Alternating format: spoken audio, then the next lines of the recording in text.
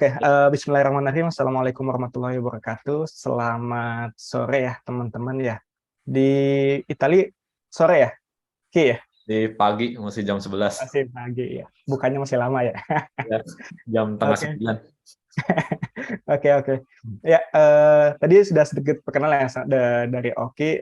Kebetulan di sini saya akan coba sharing nih dikit-dikit ke teman-teman tentang salah satu yang sempat saya gunakan juga di company yang sekarang, namanya customer segmentation ya, menggunakan RFM gitu. Nah, mungkin untuk di awal kita akan coba bahas sedikit ya, kenapa apa sih customer segmentation, kenapa sih kita butuh untuk melakukan itu gitu ya, dan apa ya, beberapa cara mungkin ya nanti kita bisa coba lakukan customer segmentation, dan satunya kita menggunakan RFM gitu ya. Oke, nah ini sedikit introduction ya mengenai permasalahannya gitu ya. Kenapa kita butuh customer segmentation sih? Biasanya kalau kita ngomongin data scientist, AI dan segala macam, biasanya kita menggunakan kayak machine learning model, supervised and supervised, atau misalkan kita menggunakan deep learning yang sekarang lagi booming ya, ChatGPT dan segala macamnya gitu ya. Sedangkan yang customer segmentation ini lebih ke arah business centric lah kalau bisa dibilang gitu ya. Nah, kenapa bisnis itu butuh yang namanya customer segmentation? Nah, mungkin underlying problemnya itu adalah nggak semua customer itu equal ya. Jadi kalau misalnya kita teman-teman bekerja sebagai seorang data scientist di sebuah bisnis gitu ya, atau misalkan memiliki bisnis sendiri gitu ya, ketika kita memiliki customer itu semuanya nggak sama gitu ya. Baik itu dari segi kebutuhan dan preferensinya mereka gitu. Mungkin ada customer yang oke, dia cuma butuh mengakses, mungkin misalkan kita punya produk software as a service gitu ya. Mungkin ada customer yang memang cuma butuh ngakses selama seminggu sekali gitu ya, atau mungkin ya jasa kita hanya digunakan hanya sebagai apa ya, sebagai selingan aja atau seperti apa gitu, atau mungkin juga ada customer yang memang bergantung banget kepada jasa kita gitu, sehingga dari segi penggunaan pun secara terus menerus gitu ya tiap hari. Nah itu kan mungkin kalau kita lihat dari segi itu aja, treatment yang kita lakukan juga pastinya beda gitu ya, antara orang-orang yang memang customer-customer yang memang menggunakan produk kita, menggunakan bisnis kita secara rutin tiap hari, dibandingkan dengan customer-customer yang mungkin hanya sekedar coba-coba, hanya baru mau mencoba, dan juga mungkin melihat, oh ini kayaknya cuma bisa digunakan sekali-sekali saja gitu ya. Itu satu. Terus juga mungkin perbedaan customer itu bisa dilihat dari segi business value gitu ya. Jadi mungkin ada customer-customer yang mungkin spending big di perusahaan kita, dengan di bisnis kita mungkin dia regular customer, mungkin dia apa ya, sering melakukan transaksi yang dalam jumlah banyak, itu otomatis dari segi value customer tersebut beda dengan customer-customer yang mungkin cuman baru nyoba ya sesekali beli ataupun seperti apa gitu ya. Nah itu otomatis karena ada perbedaan dari segi customer tersebut, kita butuh melakukan treatment yang berbeda gitu ya. Kita nggak mungkin melakukan treatment yang sama antara customer yang mungkin baru sekali nyoba dengan customer yang memang dia sudah sering beli di kita, sering banyak melakukan transaksinya juga besar dan seterusnya gitu. Jadi intinya dari perbedaan customer itu kita pengen tahu nih, know your customer gitu ya. Nah, ketika kita tahu customer kita seperti apa, kemudian dari segi value yang kita tahu seperti apa, kita bisa melakukan aksi-aksi yang lebih optimas gitu ya. Jangan kita melakukan contoh ya, misalkan jangan kita melakukan sesuatu yang cost-nya gede, tapi untuk customer-customer yang mungkin dari segi value bisnisnya itu nggak terlalu besar gitu ya. Misalkan hanya customer yang hanya belanja di kita sesekali saja, atau misalkan customer yang baru-baru nyoba gitu ya. Justru action kita itu bisa diarahkan ke customer-customer yang memang sudah sering belanja di kita gitu ya, atau misalkan menjadi customer yang berkontribusi tinggi terhadap revenue kita dan seterusnya gitu. Jadi salah satu problemnya gitu ya, kita pengen lebih tahu customer kita sehingga kita bisa melakukan action-action yang lebih optimas gitu ya, yang lebih pada tempatnya. Nah, kemudian segmentation ini adalah kita mau mencoba mengeneralize. Jadi know your customer itu banyak caranya gitu ya. Salah satunya adalah dengan segmentation, di mana segmentation ini kita mau mengeneralize grup-grup gitu ya, ataupun karakteristik-karakteristik yang ada pada customer kita gitu. Oke, nah tadi kita bicara tentang problemnya, sekarang kita mau coba masuk nih ke segmentation. Sebenarnya segmentation itu ataupun segmentasi ya bahasa Indonesia, ataupun kita mengelompokkan customer kita menjadi beberapa kelompok dengan harapan satu kelompok itu memiliki behavior yang ataupun memiliki karakteristik yang sama gitu ya. Nah, segmentation ini sebenarnya nggak cuma RFM ya. Jadi RFM itu buat teman-teman yang belum terlalu familiar, terdiri dari singkatan dari resensi, seberapa recent ya, seberapa baru-baru ini dia berinteraksi dengan bisnis kita, entah itu visit, entah itu login, entah itu mungkin kalau di bisnis e-commerce, seberapa recent dia membeli produk dari kita gitu ya. Kemudian F-nya ada frekuensi, yaitu seberapa sering dia melakukan transaksi, seberapa sering dia melakukan visit ya. Jadi kalau misalkan bisnis kita itu adalah bisnis yang e-commerce, misalkan jual beli sesuatu, frekuensi mungkin bisa dikatakan sebagai seberapa sering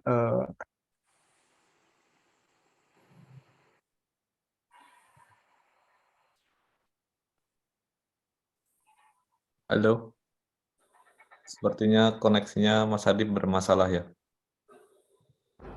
cek. Ya, udah masuk lagi Mas. Halo. Oh, udah masuk lagi. Tapi videonya nggak kelihatan ya? Videonya masih yang segmentation. Oh, videonya Mas Adib yang nggak kelihatan. Oh, coba. Kayaknya video saya, kamera saya bermasalah deh. Sebentar ya.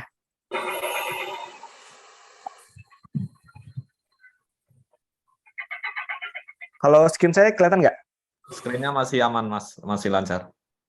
Nah, ini saya ganti screen, kelihatan berarti ya? Ya, ganti kelihatan kok. Oke, sip. Saya coba disable dulu ya video, nanti kalau idealnya ada pertanyaan mungkin bisa coba open cam ya. Oke. Kameranya bermasalah.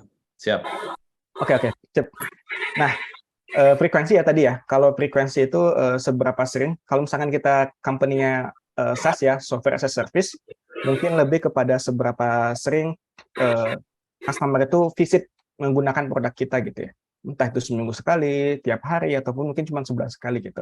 Yang terakhir adalah monetary, dalam artian seberapa banyak dalam rupiah mungkin ya, atau mungkin dalam uang, seorang customer itu sumbangsinya ke kita gitu. Mungkin ada yang customer yang dia udah mengeluarkan banyak uang gitu ya, menggunakan produk kita. Ada juga mungkin yang customer yang mungkin ya baru coba-coba, jadi spendingnya baru sedikit menggunakan bisnis kita gitu. Nah, itu 3 kategori yang akan kita coba olah di segmentasi RFM ini gitu. Nah, selain RFM sebenarnya ada banyak, ketika kita mau ngebangun personalisasi untuk customer kita, biasanya RFM-nya salah satunya gitu ya. Jadi ada banyak lagi, ada demografik, di mana kita mau coba mengsegmentasi user kita berdasarkan ya demografisnya ya, age, gender, income, education, dan seterusnya gitu ya. Ada geografik, location-nya, ada psychographic, personality, lifestyle, values-nya customer itu seperti apa gitu, apa yang dia inginin, dan seterusnya. Ada juga behavioral ya, kalau misalkan kita tadi ya, SaaS, software as a service, mungkin gimana nih dia aktivitasnya ketika berada dalam menggunakan app kita gitu ya, waktunya kapan-kapannya sih, dan yang fitur-fitur yang sering digunakan apa aja, dan seterusnya gitu. Apakah dia memang fokus menggunakan banyak fitur gitu ya, atau misalkan dia customer yang memang tipe-tipenya cukup satu aja yang dia digunakan gitu. Jadi memang tipe-tipe customer seperti itu, sehingga kalau misalnya kita tahu tipenya seperti apa, ketika kita mau menggunakan produk yang sesuai dengan need-nya dia ya, sesuai dengan kebutuhannya dia, bisa kita salurkan dengan mudah gitu ya. Oke, itu jadi segmentation. Nah, sebelum kita masuk ke RFM nih, dari teman-teman ada yang mau ditanyakan terlebih dahulu nggak? Oke, silakan kalau dari teman-teman ada yang ditanyakan. Jadi kita di sini modelnya bisa per section ya, Mas Adib ya. Per section nanti kalau ada yang ditanyakan, biar nggak lupa kalau ditanyakan di belakang, boleh langsung ditanyakan. Betul. Lewat chat atau raise hand supaya kita lebih komunikatif. Iya. Karena kebetulan yang awal ini kan agak agak business level gitu. Kita belum masuk ke technical details. Section kedua itu nanti kita cukup technical detail, jadi mungkin banyak pertanyaan masalah technical gitu. Oke. Oh, ada yang Ini ada satu. Silakan Mas Fahmi. Kalau Kak izin bertanya Kak, Ya. Mengenai customer segmentation ini udah beberapa yang sering kulihat kayak industri itu udah menerapkan ini ya Kak. Cuman yang ingin tahu metode selain RPM ini ada apa aja sih Kak? Maksudnya metode itu dari segi algoritmanya dan seterusnya gitu ya? Iya maksudku algoritmanya selain RPM. Sebenarnya RFM itu sebenarnya bukan sebuah metode ya. Dalam artian RFM itu dia kategori segmentasi. Nah, di RFM sendiri nanti yang kita coba itu ada 2 metode. Ada metode kuartil namanya, dan ada metode K-means. Jadi nanti kita akan coba mengclustering RFM berdasarkan kuartil dan K-means ya. Jadi teman-teman tidak menyamakan RFM dengan sebuah nama metode ya. Jadi RFM itu bukan sejenis K-means, bukan sejenis nama machine learning, ataupun misalkan kayak SVM dan seterusnya. Bukan, itu lebih kepada satu ranah permasalahan gitu ya. Kita mau mengkategorisasi, mengsegmentasikan customer kita menggunakan ketiga values ini, R, F, dan M. Masalah bagaimana kita mengsegmentasi, kita beda lagi. Kita bisa menggunakan tadi ya kuartil, kita bisa menggunakan K-means, kita bisa menggunakan teknik-teknik unsupervised learning lainnya gitu. Paling gitu. Gimana? Menjawab nggak? Oke Kak, makasih Kak. Karena aku pikir ini kayak machine learning gitu. Enggak. Machine Iya. learning itu cuma cara mendapatkan segmennya aja. Oke Kak, makasih Kak. Oke. Mungkin saya juga tertarik nih. Berarti RFM itu lebih ke ininya ya Kak Adib ya. Kayak ibarat di mesin learning itu kayak fiturnya apa sih yang mau kita cluster gitu ya, based on apanya gitu, based on fitur Betul. apa gitu ya. Oke. Betul. Sip. Thank you banget Mas Fahmi. Jadi kita juga yang lain tercerahkan atas pertanyaannya, dan tentu dari Kak Adib dari jawabannya. Mungkin ada yang lain sebelum Kak Adib lanjut. Oke, sepertinya belum ada lagi. Silakan Kak Adib, boleh dilanjut. Oke, saya coba lanjut ya. Oke, nah sekarang kita lebih detail lagi caranya seperti apa ya RFM itu ya. Nah, untuk yang awal kita akan coba yang namanya quartile based ya. Caranya gimana? Ketika kita punya data recency, frekuensi, dan monetary, kita akan bagi data itu setiap kolom-kolom itu ya, setiap fitur R, F, dan M itu menjadi 4 bagian, atau kita menggunakan kuartil gitu ya. Nah, kita bagi, kemudian kita labelin jadi 1 hingga 4. Kita bagi jadi 4 segmen, kita bagi, kita kasih segmennya itu nilai 1 sampai 4, di mana yang 1 tuh paling rendah dan 4 tuh paling tinggi. Contoh, kalau misalkan kita punya table monetary per customer, di mana itu menandakan seberapa banyak uang yang telah di-spending oleh customer tersebut di bisnis kita gitu ya.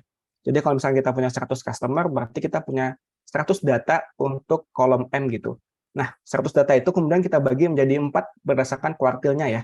Jadi misalkan let's say kuartilnya itu adalah mungkin range-nya itu untuk M kita itu adalah 10.000 sampai 1 juta gitu ya. Jadi mungkin kalau kita bagi 4, mungkin di kuartil yang pertama itu batasnya itu adalah mungkin 300.000 gitu ya. Kuartil kedua di mediannya mungkin ada 500.000, kuartil ketiga ada 700.000, dan ya paling atasnya kan maksimum mungkin 1 juta gitu ya.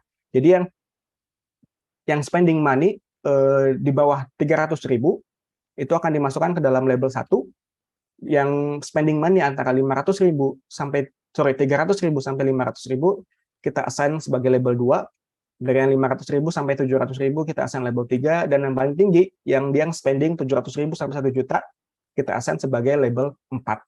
Seperti itu. Sama untuk yang resensi juga, kalau resensi ini cukup terbalik ya. Misalkan dari segi, biasanya resensi ini di framing sebagai berapa hari terakhir sampai sekarang customer visit ataupun menggunakan produk kita gitu ya. Jadi kalau misalkan sekarang tanggal 3 April gitu ya, sedangkan customer itu terakhir menggunakan produk kita itu tanggal 1 April. Berarti kan resensinya itu adalah tanggal 3 dikurangi tanggal 1 April, yaitu 2. Sedangkan bagi customer yang dia terakhir dilihat itu 1 Januari loh. Oke, jadi 1 Januari 2023, sekarang 3 April, dikurangi 3 April, kurang 1 Januari, berapa tuh? Mungkin 60 hari ya? Ya, 60 hari, berarti dia resensinya 60 hari. Nah, kalau di resensi, semakin kecil, maka dia semakin tinggi nilainya, segmennya itu 4, semakin tinggi, semakin besar resensinya, maka dia akan di-labelin sebagai nilai 1, karena dia sudah lama banget tidak menggunakan produk kita gitu ya. Kalau yang frekuensi hampir sama dengan monetary. Nah, ketika kita udah dapat nih state customer tuh label resensinya berapa, frekuensinya berapa, monetary-nya berapa, dari setiap itu tuh kita bisa combine masing-masing nilai tersebut menjadi sebuah segmen. Nah, untuk di note ke teman-teman, nih segmen ini sebenarnya tidak ada yang baku gitu ya. Jadi salah satu apa ya? Mungkin kalau kita terbiasa di machine learning kan biasanya ada banyak hal-hal yang baku gitu ya. Oh, ini kita harus menggunakan ini, oh ini threshold sekian dan seterusnya. Tapi kalau di bisnis related data scientist biasanya nggak ada yang baku, tergantung pada kebutuhan bisnisnya seperti apa gitu. Nah, untuk di case yang simple ini, kita akan coba bagi nih menjadi 1, 2, 3, 4, 5, 6. 6 label aja. Berdasarkan ketiga label tadi ya. Jadi kalau misalkan nilai setiap customer, kalau misalkan nilai resensinya 4, frekuensinya 4, dan monitoringnya di atas 3, kita labelkannya sebagai big fish. Apa itu big fish? Big fish itu adalah customer-customer yang dia top of the top lah ya, dan dia juga spending banyak ke kita gitu. Jadi dia menggunakan produk kita recently, dia juga secara frekuensi banyak menggunakan produk kita gitu ya, atau beli di toko kita, atau mungkin dari segi monetary dia juga spending banyak, dia spending big menggunakan kita. Ini adalah top customer kita gitu. Terus juga ada yang kedua adalah regular customer gitu. Jadi regular customer itu dari segi recently dia nggak terlalu recent gitu. Jadi ya masih biasa-biasa aja, frekuensinya juga biasa-biasa aja gitu. Nah, kalau yang seasonal ataupun new customer itu biasanya dia resensinya sama seperti regular customer, tapi dia dari segi frekuensi itu masih rendah. Jadi kalau misalkan typical new customer itu biasanya dia melakukan transaksinya baru-baru ini, tapi jumlah transaksinya nggak sebanyak customer-customer yang sudah lama gitu ya. Jadi mungkin ya transaksinya baru 1, baru 2, dan seterusnya gitu. Sama juga dengan seasonal customer. Seasonal customer itu adalah customer yang dia biasanya nggak menggunakan produk kita gitu ya. Tapi ketika ada season-season tertentu, jadi kalau misalkan di e-commerce itu kalau misalkan ada 11-11 gitu ya, ada event-event tertentu yang memang banyak orang yang awalnya jarang menggunakan produk kita, tapi ketika ada season tersebut, ada event tersebut, dia jadi beli di kita gitu ya. Jadi dari segi frekuensi dia nggak sebanyak regular customer, tapi tetap dia dari segi recently-nya hampir sama gitu. Kemudian juga ada cannot lose, ini adalah customer yang memang dia sudah melakukan frekuensi pembelian yang banyak, dari segi monetary juga dia yang spending cukup banyak, tapi transaksi terakhirnya udah lumayan lama nih, udah mungkin 3 bulan yang lalu gitu. Itu kan salah satu indikator bahwa customer tersebut besar kemungkinan akan churn gitu ya. Oh, ini dulunya dia frekuensinya tinggi, dari segi monetary juga dia spending banyak, tapi dia dari segi resensinya sudah lama melakukan transaksi gitu. Itu jadi segmen cannot lose. Terus juga ada segmen yang about to churn, sama cannot lose, cuman bedanya dari segi frekuensi dan monitoring nggak setinggi yang segmen sebelumnya. Dan yang terakhir adalah lost customer, di mana dia transaksinya tuh udah jauh banget, udah mungkin standarnya 6 bulan ataupun 12 bulan terakhir gitu. Oke, jadi itu secara garis besar quartile base. Nah, sekarang kita akan masuk ke coding session. Sebelum masuk ke coding session, ada yang mau ditanyakan dulu nggak? Kalau misalkan ini agak abstrak ya, nanti kita coba lebih detailnya di prakteknya ya, biar lebih clear. Oke, ya silakan, ada yang mau ditanyakan. Nah, ini ada dari Mbak Dela, penentuan labelnya itu berdasarkan apa, Kak, gitu? Kalau di sini kan, memang dituliskan no standard ya. Iya, betul. Mungkin dari pengalaman Kak Adib gimana sih, kayak misal rule of thumb-nya gitu di dunia bisnis tuh gimana gitu? Mungkin kayak gitu lebih. Biasanya kita sebagai tim bisnis itu tertarik pada siapa aja sih yang spending customer top priority kita gitu ya. Itu yang pertama. Terus yang kedua, siapa sih yang customer yang bisa kita convert dari yang awalnya dia new customer menjadi regular customer gitu ya. Terus yang terakhir adalah siapa aja sih yang akan churn sehingga kita harus melakukan action terhadap customer tersebut gitu. Nah, biasanya dari 3 ini tergantung kepada kebutuhan bisnisnya, kita bisa lebih ke spesifik yang mana gitu ya. Kayaknya kita mau spesifik yang customer reguler yang bisa kita tarik menjadi customer yang new customer yang bisa kita tarik sebagai regular customer. Berarti nanti label ini tuh kita akan lebih banyak detailin ke segmen-segmen yang tersebut gitu ya. Sedangkan yang lainnya itu lebih global gitu. Jadi misalkan di sini nanti bisa kita jadikan 4-4-4 gitu ya, atau misalkan 4-4 semua monitor itu sebagai satu segmen lagi atau seperti apa. Cuman untuk yang bagian sini kita bisa detailkan. Oh, ketika monitornya di atas 2, apa monitornya di bawah 2, apa gitu. Nah, masalah penamaan labelnya itu ya sesuai dengan kebutuhan bisnis ya. Kadang-kadang bisnis itu pengen namanya, oh ini kayaknya namanya seperti ini, oh ini seperti ini, atau seperti apa gitu. Jadi memang apa ya, balik lagi kepada kebutuhan bisnis. Kalau dari segi rule of thumb-nya itu lebih kepada, oke, ini bisnis kita, segmentasi ini kita mau lihat untuk objektifnya apa. Apakah kita mau menghandle customer return, apakah kita mau coba mengconvert dari yang tadinya new customer ke regular customer, atau mungkin dari regular customer ke big fish customer, atau seperti apa gitu. Sehingga mungkin kalau misalnya kita fokus ke satu, yang lainnya bisa kita generalisir, sedangkan yang spesifik ini kita bisa lebih detailkan lagi gitu ya. Paling itu sih yang bisa saya kasih. Oke, cukup. Lagi apa? Dari Mbak Dela cukup menjawab. Oke. Lagi apa? Oke, saya mute dulu. Oke, sip. Oke, Thank you. sama-sama. Oke, ada lagi dari Kak Firdio nih. Izin bertanya, Mas, terkait penentuan RFM ini, apakah segmentasi user bisa turun, misalkan dari big fish jadi regular customer? Oke, bisa banget. Jadi kan RFM ini kita cuman analisa di satu waktu tertentu gitu ya. Misalkan kita analisa tanggal sekarang tanggal 3 April gitu ya. Nah, biasanya best practice-nya itu adalah kita akan melakukan regular update.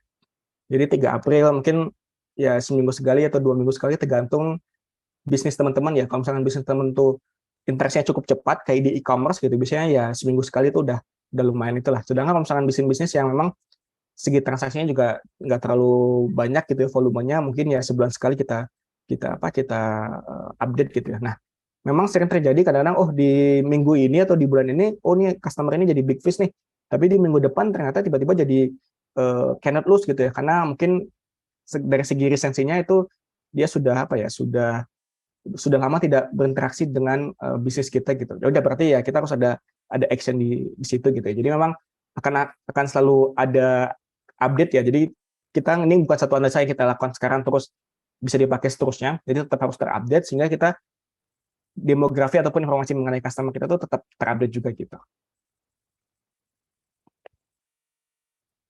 Oke, cukup menjawab Kak Firdio atas pertanyaannya. Jadi berarti sebenarnya bisa ya, misal kayak diupdate gitu ya, misal sekarang tuh kategorinya ini ternyata minggu depan atau bulan depan ini udah nggak aktif gitu ya. Betul, bisa jadi. Oke, ya sudah terjawab. Terima kasih Mas Adib dari Kak Firdio. Oke. Oke, ada lagi mungkin yang lain, silakan. Oke, kalau tidak ada berarti silakan dilanjut lagi Kak Adib. Oke, nah kita masuk ke coding session ya. Ini yang agak lama mungkin ya. Nah, di sini mungkin teman-teman udah saya share ya. Di sini ada file-file yang dibutuhkan. Di sini ada data, di mana data ini data transaksi ya. Kemudian kita ada notes, notebook yang saya buat untuk RFM ini, dan juga ada slide ya. Nah, sebenarnya saya udah punya nih, yang teman-teman lihat di sini tuh adalah ini. Cuman kita akan coba mulai dari awal gitu ya, biar feel-nya dapat gitu ya. Langkah pertama kita coba import dulu datanya.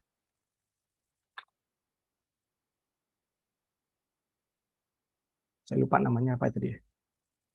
Data. Oke, nah ini entah kenapa ini karena datanya saya download dari Kaggle ya. Ini ada error dari codec-nya. Kalau nggak salah saya harus pakai encoding dulu ya. Oke, sip. Sekarang kita bisa melihat datanya. Oke, nah ketika kita coba ada data baru ya, biasanya kita sedikit membuat asumsi ya mengenai data ini tentang apa aja gitu ya. Kalau misalkan teman-teman yang punya datanya, otomatis teman-teman udah tahu nih, oh nih setiap kolomnya itu mewakili apa gitu ya. Sedangkan kalau misalkan kita menggunakan data dari luar, kan kita nggak tahu nih ini isinya aslinya seperti apa, makanya kita coba melakukan itu ya, inference ataupun apa ya, kita coba menekan-nekan ini apa gitu. Oke, ini ada invoice number, asumsikan ini ya nggak unik ya. Jadi ini misalnya satu customer melakukan pembelian, ada invoice number-nya. Stock code ini mungkin berkorelasi dengan ini ya, description-nya. Jadi satu item ada stock code-nya masing-masing. Quantity mungkin ini satu customer dia beli barang ini sejumlah berapa. Kemudian ada invoice date, tanggal invoice-nya dibentuk gitu ya, tanggal pembelian. Karena di sini nggak ada invoice paid at, jadi kita asumsikan ini juga sebagai tanggal pembelian ya untuk sekarang gitu. Kemudian ada unit price. Unit price ini adalah harga per quantity ini gitu ya. Jadi bukan harga keseluruhan, dan ada country gitu ya. Oke, sip. Nah, sekarang kita coba, sekarang kita coba nge-describe. Oke, customer ID dia dianggap sebagai float ya. Nggak terlalu masalah sih. Customer ID seharusnya kan dianggap sebagai int ya. Dan juga date ya. Di sini date, kita coba lihat.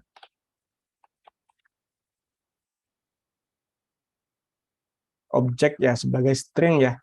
Nah, kita bisa convert ini sebagai date, karena kita butuhnya itu sebagai date time ya, untuk mewakili date. Kita bisa menggunakan lambda di sini, tapi kalau misalnya kita udah tahu nih kolom-kolom apa aja yang mewakili date, kita bisa menggunakan yang namanya parse date.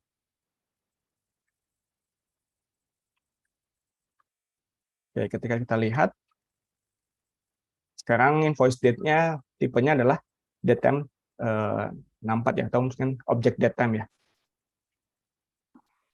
Oke, nah dari segi describe, oke, mungkin kita coba cek dulu. Langkah pertama ketika punya data, selain kita lihat kolomnya, adalah kita coba lihat nih, ini ada yang nol atau enggak ya. Oke, ternyata ada customer ID yang nol ya, teman-teman ya. Ada customer ID yang nol. Customer ID.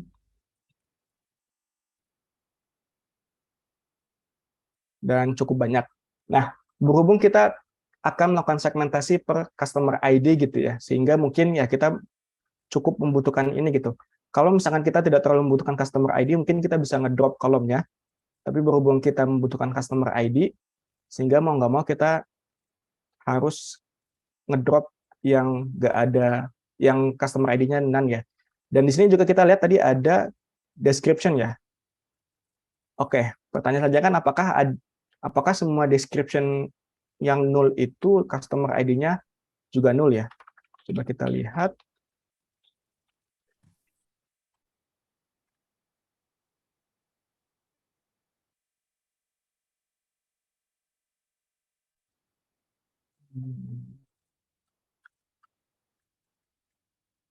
Oke, jadi dari semua description itu yang nol, customer ID-nya juga nol. Artinya apa? Kalau misalkan kita hilangkan customer ID yang nol, maka kalau misalnya kita hilangkan customer ID yang nol, maka description yang nol pun juga otomatis akan hilang ya, teman-teman ya. Oke. Kita coba dulu remove no customer ID.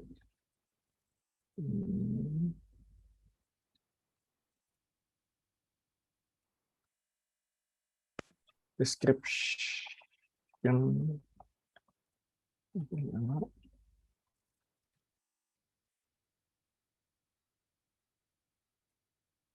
Coba kita lihat. Sorry. Dia true ya.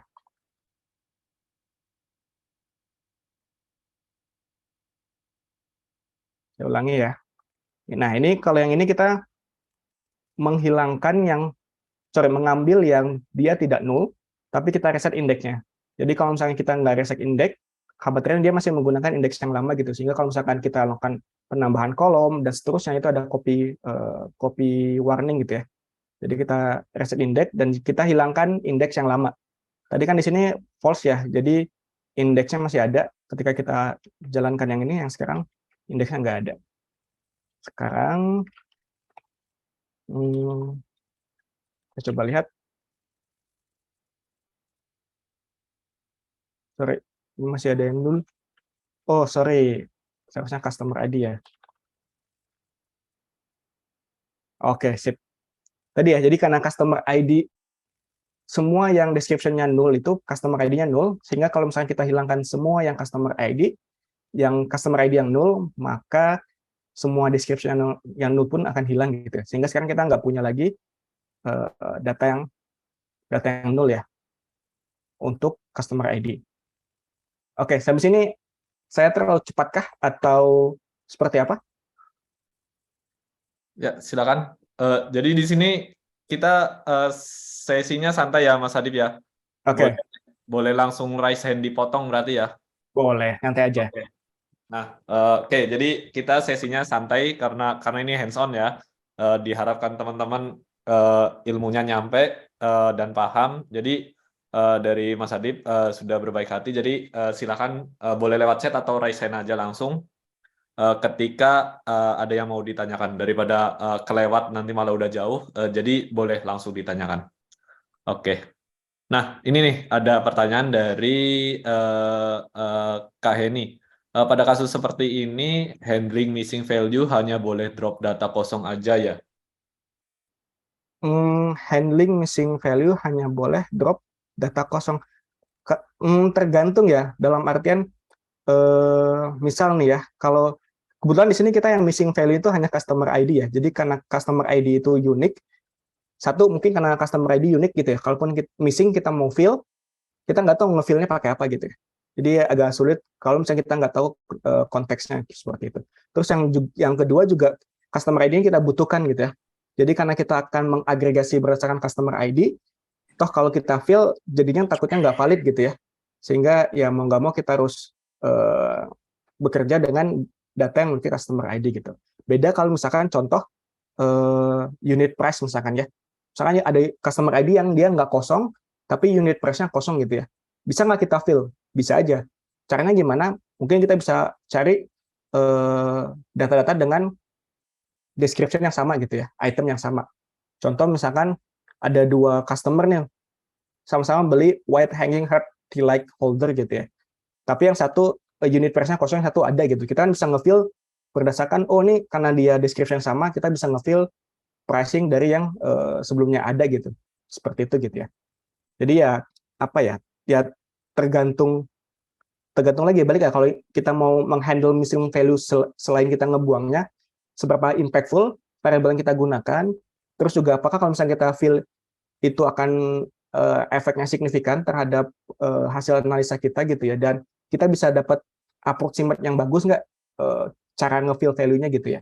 Kalau misalkan kita bisa dapetin cara nge-fill value yang approximate yang bagus ya kenapa enggak gitu. Tapi untuk yang sekarang karena kebetulan customer ID doang gitu ya yang kosong, dan kita butuh customer ID dan kita nggak bisa nge-appropriate itu ya. Kalau customer ID kosong gimana coba kita mau nge-appropriate dari country-nya kah atau dari mana gitu ya. Mungkin kalau dari invoice number bisa-bisa aja sih. Kalau misalkan ada gitu, cuman cukup kompleks, jadi untuk sekarang kita hilangkan aja sih. Gitu kalau menurut saya. Oke, jadi lebih ke kebutuhannya gitu ya, Kak Adib ya? Betul-betul. By case ya? Hmm. Oke, cukup menjawab Kak Heni? Oke, terima kasih. Oke. Oke, ya silakan Kak Adib boleh dilanjut. Lanjut ya. Nah, tadi kan kita satu cek missing value ya. Saya terus yang kedua kita mau coba cek per kolom ya. Pertama kita akan mulai dengan mungkin overall dulu ya. Kalau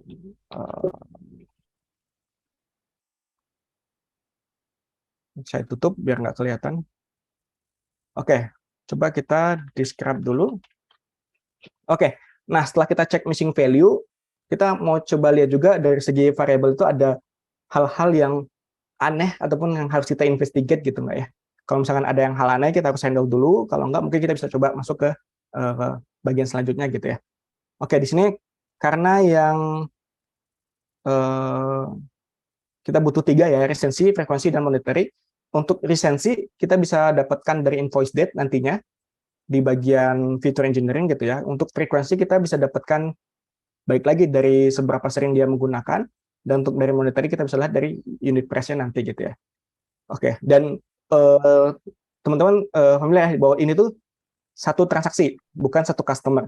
Oke, jadi satu customer itu bisa memiliki lebih dari satu transaksi, sehingga kalau misalnya kita pengen dapatkan RFM untuk per customer, kita nanti akan agregasi semuanya per customer nantinya. Oke, kita coba lihat di sini. Dari segi quantity ini adalah jumlah barang yang dibeli gitu ya. Jadi untuk white hanging heart tea light holder ini dia beli 6 buah ya. Otomatis kita asumsikan bahwa kuantitinya lebih besar daripada 0. Betul nggak? Karena ya nggak mungkin kita beli harganya minus gitu ya, atau jumlahnya minus gitu. Ternyata dari sini kita lihat ada nih minimumnya minus 80.000 gitu ya. Kita coba cek yang kurang daripada 0. Ada berapakah itu? Oke, ada 8.900 ya. Kalau misalkan dibagi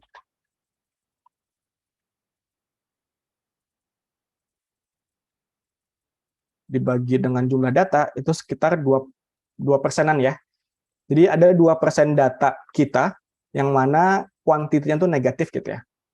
Oke, pertanyaan selanjutnya adalah kenapa? Kenapa ada yang negatif gitu ya? Coba kita lihat. Dan pertanyaan selanjutnya adalah apa yang akan kita lakukan terhadap itu gitu? Apakah kita hilangkan atau kita apakan gitu? Oke, menariknya unit price-nya, oke, unit price-nya tetap ya. Kemungkinan besar tidak ada yang typo ya di sini ya, karena dia bervariasi, bukan satu angka. Jadi kalau misalkan ada satu angka, kuantitinya sama semua misalkan, ataupun description sama semua, mungkin ya kita asumsikan ada yang typo atau seperti apa gitu ya. Tapi ini sepertinya intentional, dan kita nggak tahu nih alasan dibalik ini gitu ya. Jadi mau nggak mau, untuk sekarang karena cuma 2% kita coba hilangkan gitu ya. Mungkin salah satu explanation-nya adalah mungkin ini adalah giveaway gitu ya. Jadi kalau misalkan teman-teman beli apa dapat gratis apa gitu. Jadi gratisnya juga dimasukkan di sini tapi sebagai minus gitu ya. Oke, kita coba hilangkan dulu titik yang lebih besar daripada 0, drop index, drop sama. Oh. Jadi drop sama dengan true ya. Oke.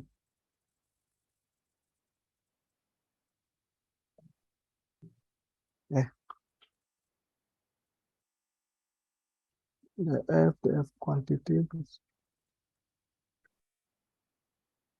Oh salah, bukan drop index, asset index. Oke, kita coba lihat lagi. Oke, sekarang minimalnya udah 1. Untuk quantity sudah sepertinya udah aman ya. Oke, kalau unit price, kita ada unit price yang 0 ya.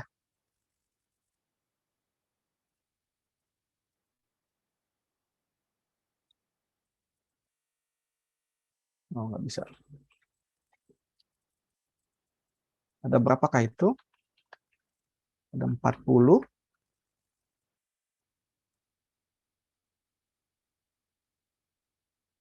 Oke, sepertinya ada yang manual. Oke, kita juga nggak tahu ya ini behind konteksnya apa gitu ya. Kenapa ada unit price yang 0? Apakah karena missing value terus di fill sebagai 0 atau seperti apa gitu ya. Tapi baik lagi, berhubung ini hanya 40 dari data kita yang cukup banyak, sekitar 0,1% kita ya bisa aman untuk ngedropnya ya.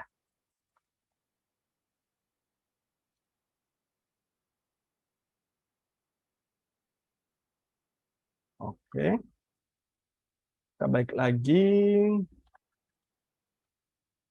Oke, sekarang ada minimumnya di atas 0. Oke, sekarang untuk quantity dan unit price sepertinya looks good ya untuk sekarang ya. Dan oke, customer ID berbentuk float, kita coba ubah ya.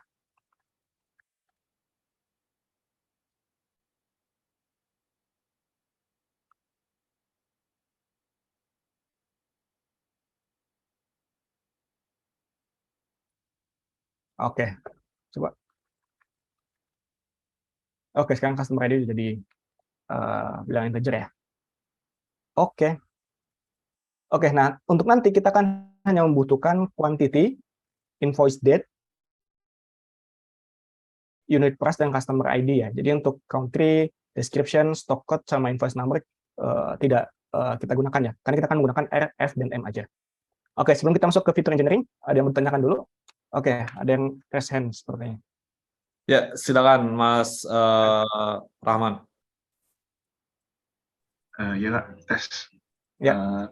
Saya mau tanya di bagian yang tadi, kalau nggak salah, yang 40 itu yang di drop, Ya. sama yang sudah kita drop tadi sebelumnya. Itu kalau di dunia kerja itu, kita misalnya keterima nih sebagai data analis atau data scientist junior gitu, itu kan kita, apa ya, nggak bisa tahu ya kebenarannya. Ini kalau misalnya kita drop itu valid atau masih acceptable kah atau gimana, itu kita sebagai junior bisa konfirmasi nggak ya kalau misalkan di dunia kerja, misalnya entah ke atasan, entah ke data engineer-nya yang input datanya, itu gimana ya Kak ya?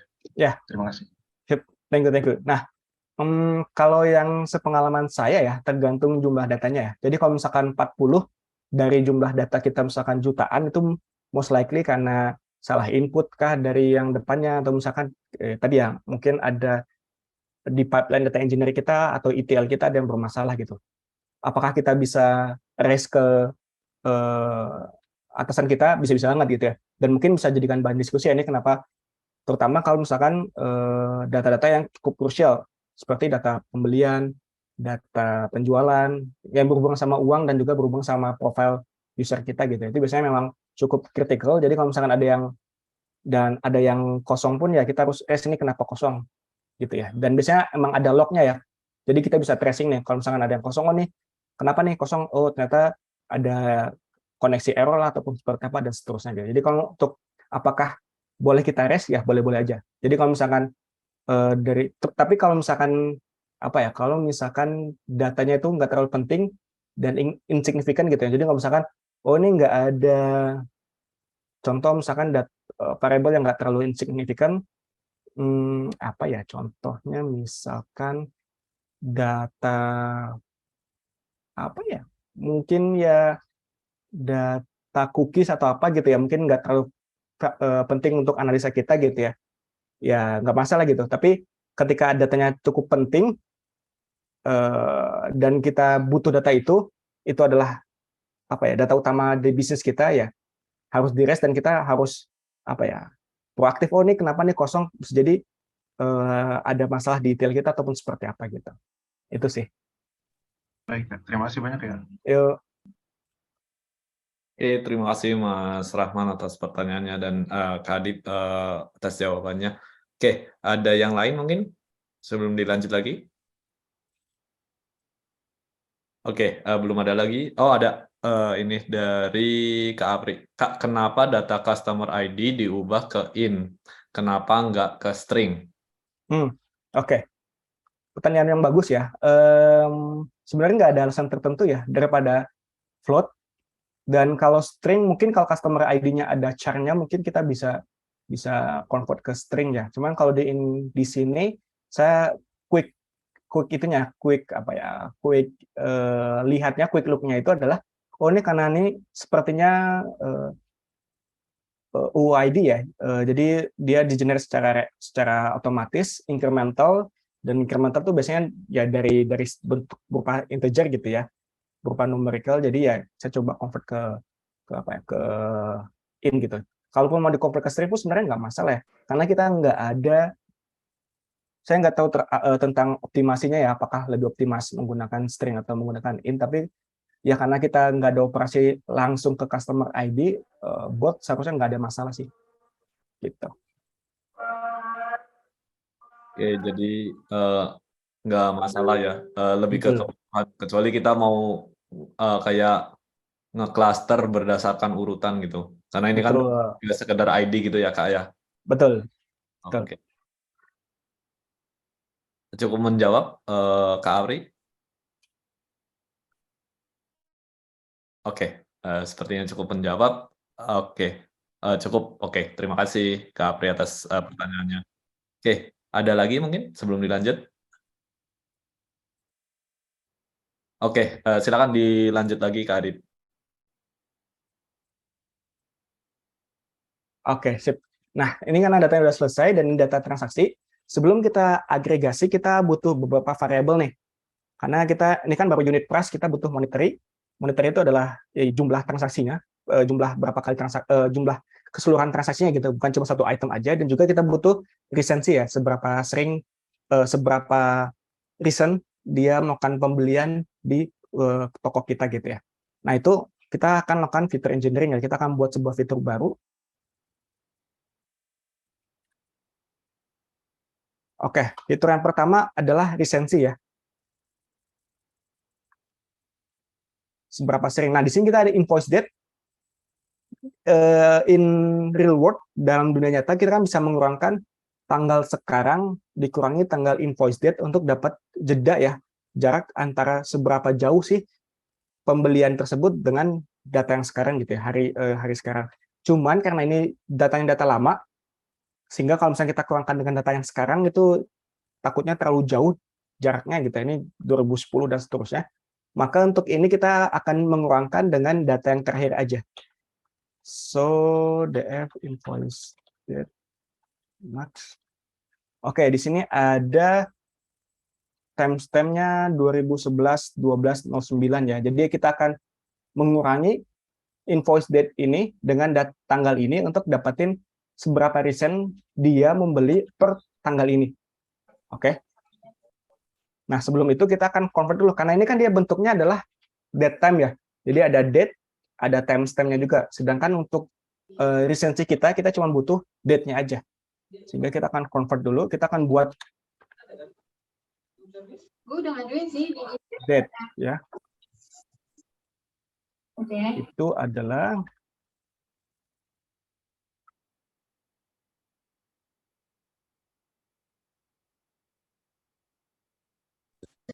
Oke, karena dia adalah tipenya adalah date time dari Pandas, kita bisa mengaksesnya date-nya itu dengan menggunakan x.date ya. Jadi kita kalau misalnya kita lihat df sorry. Ini fungsi. Oke. Dari invoice date kita udah bisa convert ke bentuk date. Oke. Nah, ini untuk dapetin itunya. Jadi kalau misalkan teman-teman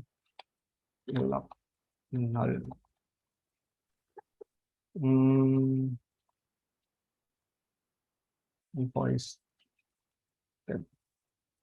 sorry. 0, 1, 2, 3, 4. Oke, kalau misalkan teman-teman punya sebuah timestamp, data tipe timestamp di Pandas, untuk dapetin date-nya itu kita tinggal manggil date-nya aja, sehingga akan dikembalikan objek date time ya. Nah, di sini kita menggunakan fungsi apply untuk mengaplikasikan sebuah fungsi ke semua kolom, semua baris yang ada di invoice date untuk dapetin date-nya. Oke, nah terus kita udah dapat date, sekarang kita tinggal mengurangkan si date ini dengan, coba ya kita buat sebuah variabel dengan max date ya. Max date-nya adalah ini. Oke, jadi kita akan mengurangkan si max date dikurangi dengan si date invoice-nya ya. Oke, pertanyaan Kak Adib. Yuk.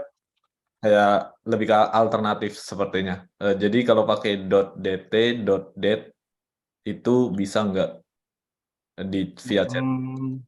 Ini ya, invoice date, .date gitu ya? Gitu. .dt, .date. Bisa dilihat di... .dt, .date. Bisa tuh kayaknya. Oke, bisa. Bisa. Jadi itu alternatifnya ya. Alternatif ya. Oke. Ya, silakan dilanjut Karin. Oke, sip. Thank you. Ini alternatif. Bisa nggak? Oke, kita akan buat recency. Ini karena saya terbiasa menggunakan itu kali ya. bisa apply menggunakan Lambda.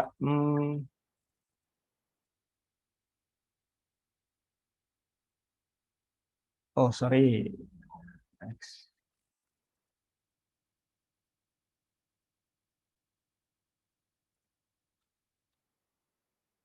Betulkah ini? Oke. Belum betul. Kita harus ada days-nya. Oke, sip. Sorry. Oke, nah tadi kita udah ada maksimum date-nya sekian, kita pengen dapetin resensinya ya, per tanggal ini gitu, per tanggal sekian. Caranya adalah kita tinggal kurangkan si max date dikurangkan si date-nya itu, terus kita ambil days-nya aja. Jadi misalkan di sini dari tanggal 1 Desember ya, ke tanggal 1 Desember juga, lah sama. Oh sorry, dari tanggal 1 Desember ke sini ya, ke 9 Desember 2011 itu ada 373 hari. Jadi 373 hari per tanggal ini ke tanggal ini. Dari tanggal ini ke tanggal ini gitu ya. Ya seperti itulah. Sampai sini ada pertanyaan nggak? Jadi kita pengen dapetin nih jarak dari tanggal yang paling baru ke tanggal transaksinya kapan. Gitu. Jadi si customer ini itu kalau kita hanya melihat dari satu transaksi ini aja ya.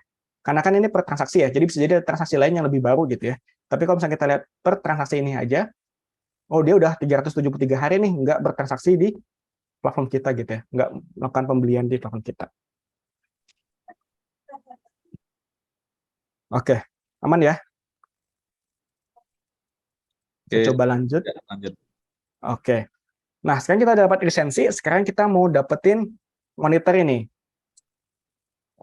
Oke, nah kalau ini kan cuma unit price ya, sedangkan kita butuh unit price itu cuma per satuan quantity, sedangkan kita butuh harga keseluruhannya gitu ya, sehingga apa ya namanya ya, monetary kali ya, monetary itu adalah unit price dikali dengan DF quantity ya, ya cukup make sense lah ya. Kita bisa lihat, oke, di sini ada resensi, ada monetary ya, monetary adalah hasil perkalian unit price dengan quantity-nya ada berapa. Oke, ini nggak terlalu butuh banyak trik di sini. Oke, selanjutnya kita akan agregasi ya. Aggregation. Nah, seperti yang tadi disebutkan, ini kan sebenarnya per item ya. Jadi satu invoice number itu bisa beberapa item dan satu customer itu bisa memiliki beberapa invoice number. Sedangkan ketika kita melakukan segmentasi per customer. Gitu. Jadi kita butuh somehow gimana caranya kita mengcombine semuanya sehingga kita dapatin data yang unik per customer ya. Di sini kita punya, coba kita lihat dulu. Sorry, DF shape. Kita punya 397.000 data, sedangkan kita cuma butuh ada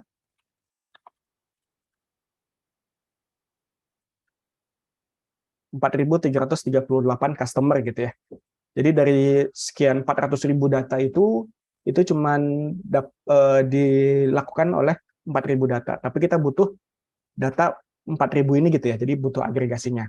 Sehingga kita aggregate TF group by customer ID. Aggregate. Kita pertama aggregate berdasarkan invoice number, count aja, count ya. Kemudian kalau untuk lisensi kita ambil yang paling minimum, sedangkan untuk monetary kita ambil sum-nya. Oke. Dan di sini kita kasih nama aggregate, kemudian kita reset index.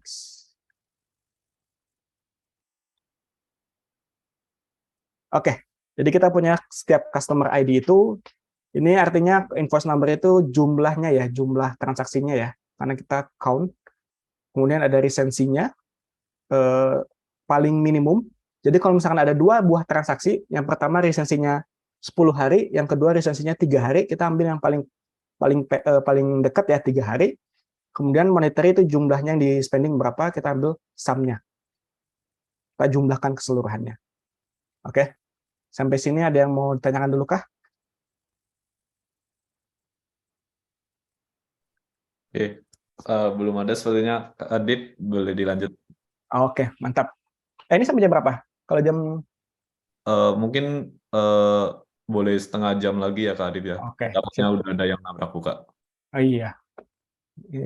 Kayaknya tadi kita terlalu banyak di awal ya. Oke. Nggak apa-apa. Nih, kita udah dapat ini, mungkin kita coba ganti ya. Saya mau coba ganti tadi frekuensi atau kita pakai kolom dulu sebenarnya. Oke, DFA, ambil customer ID, sorry, lisensi dulu, frekuensi, monetary. Oke, sekarang kita punya data agregasi lisensi, frekuensi, dan monetary ya, teman-teman ya. Oke, dari sini gimana caranya kita akan membagi berdasarkan kuartilnya ya. Kita bagi jadi 4 segmen. Oke, kita bisa menggunakan modul cut ya. Sorry, key cut, kuartil cut ya dari Pandas. Dimana kalau misalnya kita kasih contoh lisensi, oke, kita kasih key-nya 4 dan kita kasih label 1, 2, 3, 4 labels. Oke, sip. Jadi kita akan kebayang nih. Oke, jadi untuk lisensi, mungkin untuk lebih jelasnya saya describe dulu kali ya. Oke, jadi untuk lisensi kita punya 25%, 50%, dan 75% ya. 50% ini mediannya ya. Nah, untuk yang level 1, Q sama dengan 1, kuartil 1, itu adalah customer-customer yang lisensinya itu berada antara 25% dan nilai minimum ya, yaitu antara 50 dan antara 0 sampai 50. Sedangkan untuk lisensi yang level 2 itu adalah yang berada antara 25% hingga 50%, yaitu 50 hingga 131. Untuk yang ketiga itu adalah 50% sampai 75%, dan yang keempat adalah 75% sampai nilai maksimum gitu ya. Nah, contoh untuk kasus ini kita 325 ya. 325 itu adalah di daerah sini. Oke. Jadi daerah antara 75% sampai maksimum, sehingga kita bisa dapetin lisensinya adalah 4. Oke, tapi kalau lisensi seharusnya terbalik ya. Karena untuk lisensi kita butuh semakin kecil semakin bagus. Beda dengan frekuensi dan monetary ya. Kalau frekuensi dan monetary semakin tinggi dia semakin bagus, sedangkan lisensi semakin kecil nilainya, semakin recent dia melakukan transaksi semakin bagus gitu ya. Jadi untuk yang ini lisensinya 325, artinya dia akan transaksi itu terakhir 325 hari yang lalu, kita kasih nilainya rendah yaitu 1. Gitu ya. Oke. Ini kita masukkan ke dalam sebuah kolom. Apa ya? Kuartil. Jangan deh. Label deh. Oke. Kita lakukan hal yang sama untuk frekuensi monetary. Bedanya apa? Bedanya labelnya kalau frekuensi semakin besar semakin bagus ya.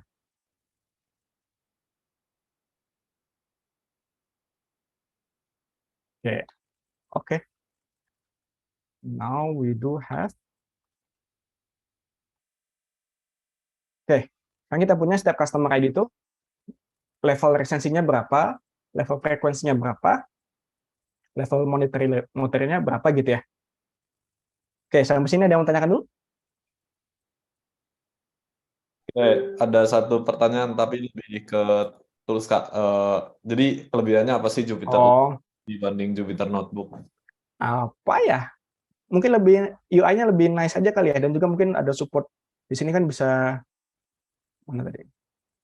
ada bisa ngelihat konsol juga dan segala macam. Jadi Jupyter Lab itu adalah upgrade-nya dari Jupyter Hub ya. Sorry, Jupyter Notebook ya. Jadi Jupyter itu older version-nya, ini Jupyter Lab ya, yang terbarunya, dan juga bisa gitu toggle gitu. Jadi kalau misalnya ini terlalu banyak nih, close dulu lah.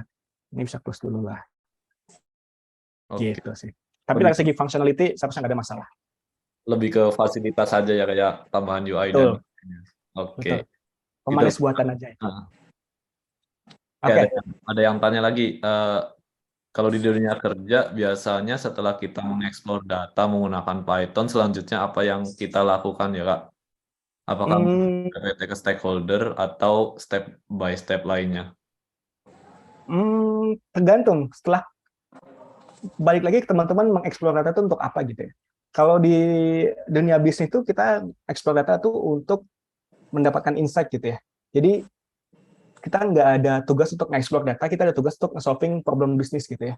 Jadi misalkan saya butuh solusi untuk gimana caranya menghandle customer yang churn. Itu problemnya. Oke. Kita collecting data, dan ketika problemnya sudah ada, sudah clear kita problemnya seperti apa, di setiap step-nya pun kita akan ada interaksi dengan paling tidak dengan leader kita gitu ya.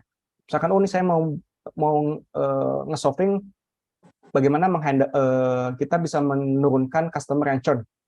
Oke, itu kan satu problem gitu ya. Oke, pendekatannya seperti apa? Kan banyak pendekatan ya. Oke, kita misalkan mau coba membuat contohnya di sini ya, customer segmentation untuk mendeteksi siapa-siapa aja yang ada preferensi untuk churn. Oke, dari problem kita udah dapat nih kira-kira secara teknikal kita mau handle-nya gimana gitu ya. Nah, dari technical itu kita bisa balik lagi kan, oke, stepnya apa? Stepnya collecting data, cleaning data, dan seterusnya gitu. Jadi pas kita collecting data pun kita komunikasikan dengan teman-teman stakeholders, mungkin nggak level direktur atau seperti apa, mungkin lebih kepada head-nya kita, seniornya kita gitu ya, atau mungkin sama ke teman-teman bisnis kalau misalkan ada kebutuhan dengan teman-teman bisnis gitu ya. Misalkan, saya mau bangun segmentasi nih, kira-kira teman-teman bisnis butuh apa ya? Kita diskusi initial discussion dengan teman-teman bisnis gitu ya. Jadi apa ya, balik lagi itu lebih kepada kita nggak fokus ke next-nya apa, kita fokus kita problemnya apa sih, dan dari problem itu di setiap step-nya itu kita butuh langkah apa aja yang kita bisa kolaborasi, bisa kita coba share dan seterusnya gitu. Oke, seperti itu cukup menjawab ya Kak Alicia ya. Oke, terima kasih Kak. Oke, sip. Ini ada lagi, saya lihat ini ada label banyak. Itu dibikin label encoder ya. Kalau label encoder ya bisa dibilang seperti itu sih ya, untuk mudahnya ya. Jadi kita kalau label encoder kan dari satu bentuk ke bentuk yang lain ya, kita encoding gitu ya, kita encode gitu. Cuman kalau di sini kan cuma kita ya istilahnya mengsegmen ya, menggrouping, kemudian grup itu ya kita kasih label 1-4 aja sih. Gitu ya. Kalau yang bedanya segmentasi pakai RFM dengan segmentasi langsung dengan pakai data mentah apa ya, Kak? Nah, nanti sebenarnya kalau misalnya ada waktu kita akan coba bahas menggunakan K-means ya, dan menggunakan data mentah pun tidak sementah yang sudah ada sekarang gitu. Kita butuh ada beberapa proses lagi gitu, karena ya ada apa ya, ada hal-hal yang di data itu kalau misalnya kita melakukan clustering langsung ya hasilnya jadi jelek gitu ya. Nanti kalau misalnya ada waktu kita coba itu ya, kita coba explore ya.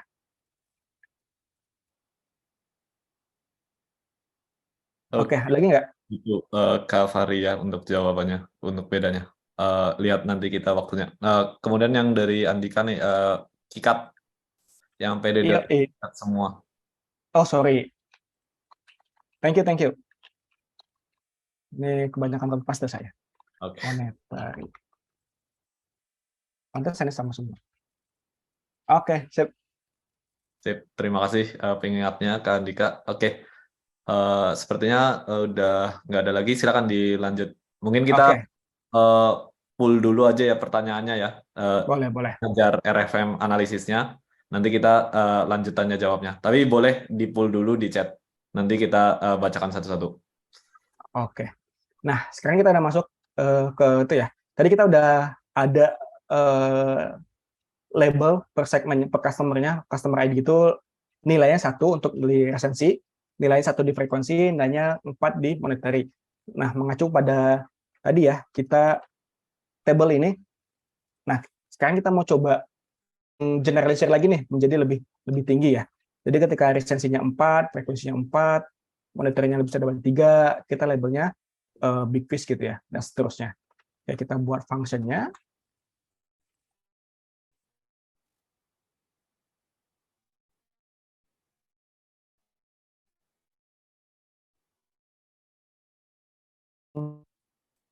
If nf sama dengan 4, nm besar dengan 3, kita return big fish. Ada yang besar.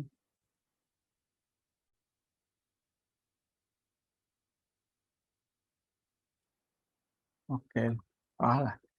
L R sama dengan lebih besar sama dengan 3, and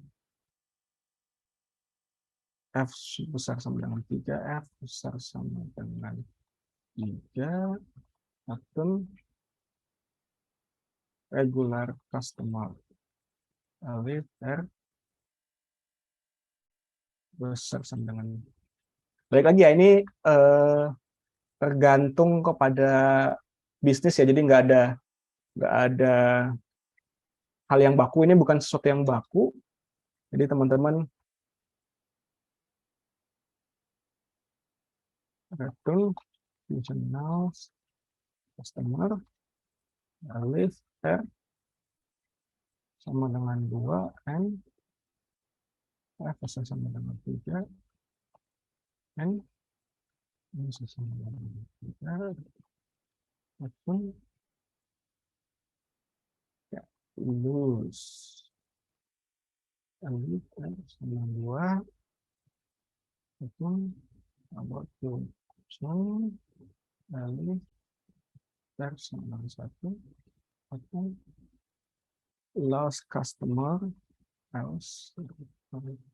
Ya, ini biar kita tahu kalau misalkan ada yang gitu ya. Oke, sekarang kita coba df apply lambda x make label x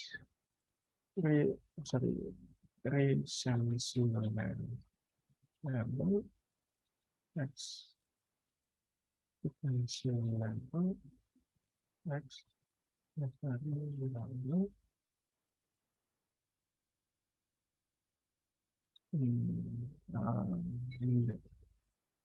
ini bisa nggak?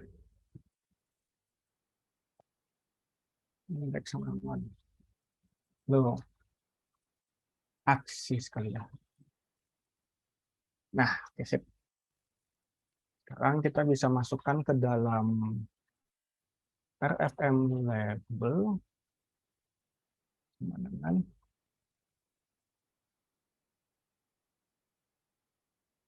oke, sip. Jadi kita sudah mengaplikasikan yang ini ya, rules yang kita buat tadi di awal ke data kita. Jadi kita punya last customer, kita punya big fish, kita punya button dan seterusnya gitu ya. Dan kita bisa mengagregasikannya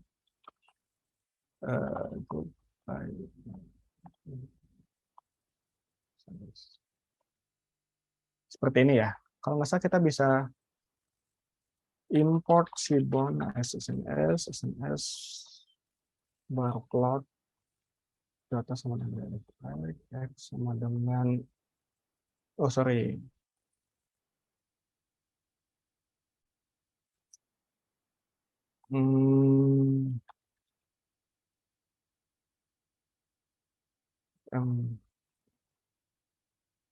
double website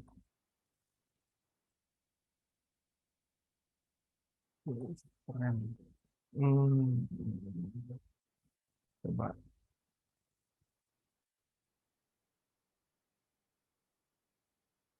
oke.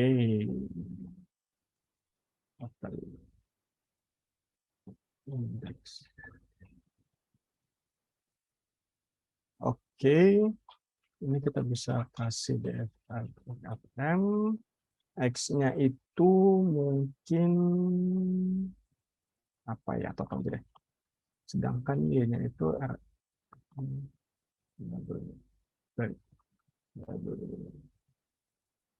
Oke, di sini kita bisa lihat distribusi ya dari customer kita, berapa banyaknya. Ternyata banyak yang lost customer, dan kita ada customer yang cannot lose nih. Artinya apa? Artinya dia sudah pernah belanja cukup banyak, tapi frekuensinya juga sering, tapi resesinya masih jauh gitu ya. Jadi ketika kita misalkan mengambil strategi di company, oh nih kayaknya kita mau fokus ke yang cannot lose nih karena porsinya cukup banyak. Oke, berarti kita tinggal ngambil customer yang labelnya cannot lose gitu ya. Atau misalkan, oh ini ada customer big fish nih, kita mau kasih special treatment nih buat customer big fish kita gitu ya. Ya kita bisa tinggal kita ambil yang RFM labelnya sama dengan big fish. Oke, ini adalah customer yang dari segi resensinya dia baru banget, kemudian dari frekuensinya dia tinggi banget, dan juga dari monetary dia spendingnya cukup besar gitu ya di company kita. Ini adalah customer utama kita gitu ya, yang customer raja kita yang kita kasih top priority dari segi service dan juga dari segi treatment kita gitu. Seperti itu ya. Jadi ini overall adalah gimana kita melakukan segmentasi menggunakan RFM ya untuk mengetahui tipe-tipe customer kita gitu ya. Ini baru menggunakan kuartil ya. Cukup simpel karena kita tinggal ngebagi data kita jadi 4, kemudian kita kasih nilai 1 sampai 4, kemudian kita kombinasikan ketiga nilai tersebut gitu ya menjadi beberapa grup yang lebih besar lagi, sehingga ya nanti kita bisa dapat action sesuai dengan setiap grupnya gitu ya. Oke. Nah, aggregation di sini RFM. Oke. Saya coba lanjut ya. Kita coba lanjut dulu. Ya, ini nggak terlalu itu juga. Tadi kita menggunakan cukup simpel ya. Tadi di awal juga saya bilang kita mau coba selain menggunakan yang kuartil, yang simple, kita mau coba pendekatan unsupervised learning gitu ya. Dan juga menyambut tadi pertanyaan kenapa nggak kita langsung clustering aja semua gitu ya. Oke, sebenarnya ini kita akan gunakan yang namanya K-means ya. Cukup basic, dan sebenarnya ini metode clusteringnya nggak terlalu penting. Teman-teman bisa ganti metode clusteringnya dengan metode yang teman-teman familiar ataupun teman-teman yakin oh ini kayaknya lebih bagus gitu ya. Kita bisa juga di bisnis, kita akan lempar semua metode clustering kita, dan kita ambil pick satu yang mungkin oh ini kayaknya lebih make sense dibandingkan yang lain gitu ya. Kenapa kita awalnya kita menggunakan RFM, menggunakan kuartil, karena biasanya itu yang lebih make sense gitu, lebih cepat dan lebih make sense dibandingkan dengan kalau misalnya kita dan mungkin jadi starting point juga ya, kalau misalnya kita ada pendekatan yang baru, kita bandingkan oh ini kayaknya nggak make sense ya dibandingkan dengan baseline kita yang menggunakan kuartil gitu ya. Nah, sekarang kita akan mencoba via K-means ya, teman-teman ya. Nah, kalau kita melakukan clustering, coba kita gunakan tadi. Oke, kita akan gunakan resensi, frekuensi, dan monetary ya.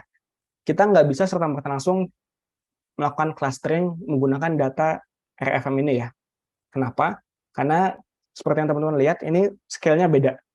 Oke, dari resensi itu dia ratusan, puluhan, ratusan gitu ya.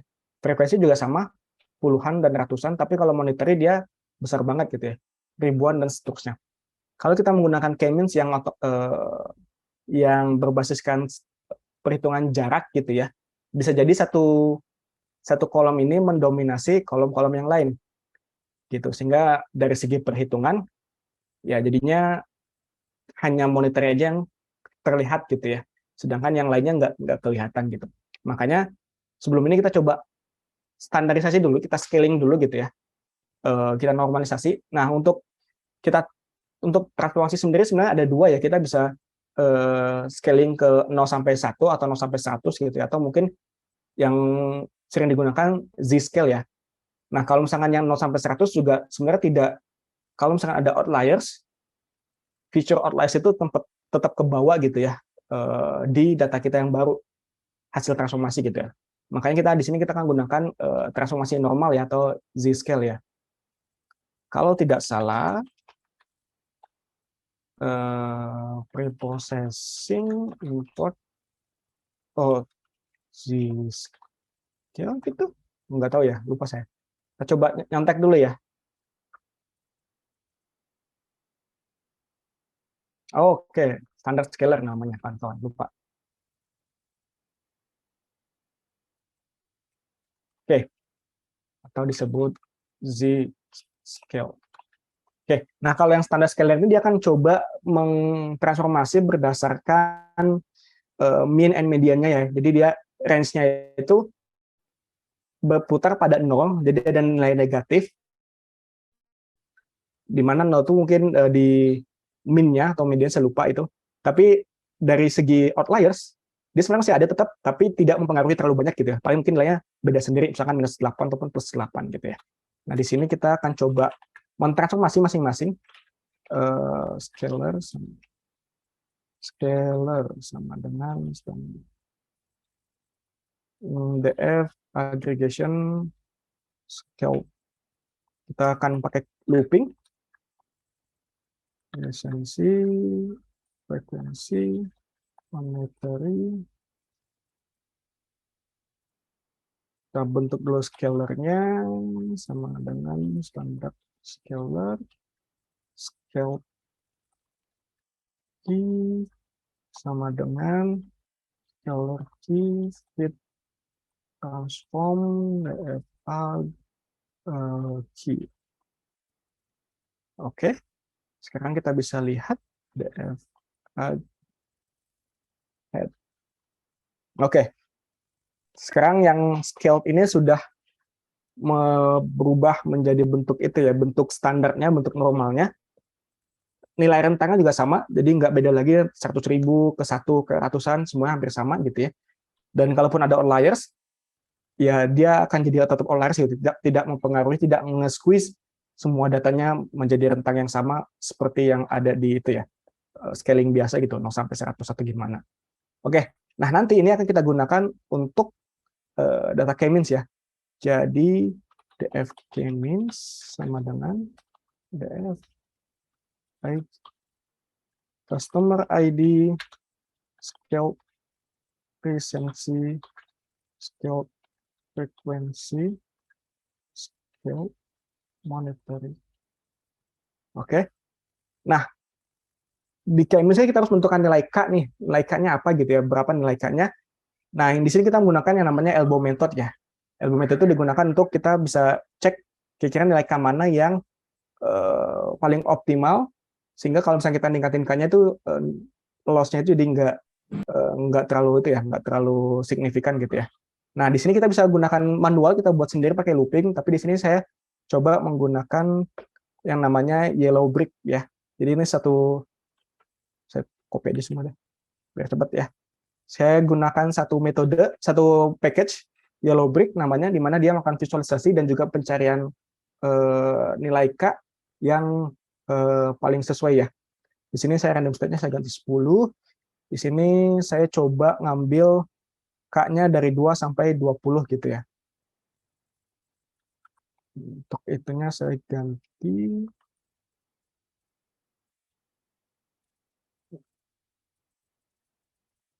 ini custom ID nggak ada, ini jadi df k-means.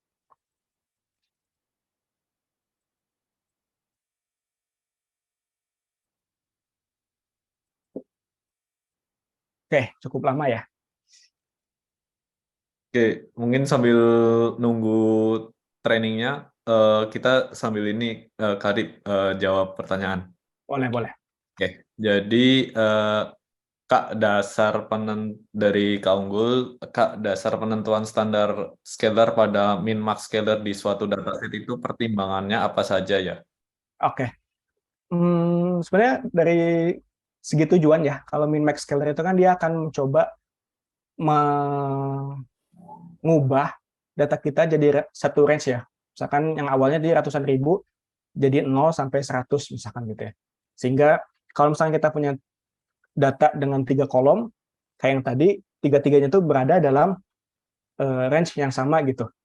Sehingga nanti perhitungan distance lah ataupun apapun ya nggak ada variabel yang paling dominan. Cuman bedanya, nilai negatifnya, min max scalar itu dia sensitif terhadap outliers ya teman-teman ya. Jadi anggap misalkan sebenarnya teman-teman tuh datanya itu 0 sampai 100 ya keseluruhannya gitu ya. Tapi ternyata ada data 2000 gitu.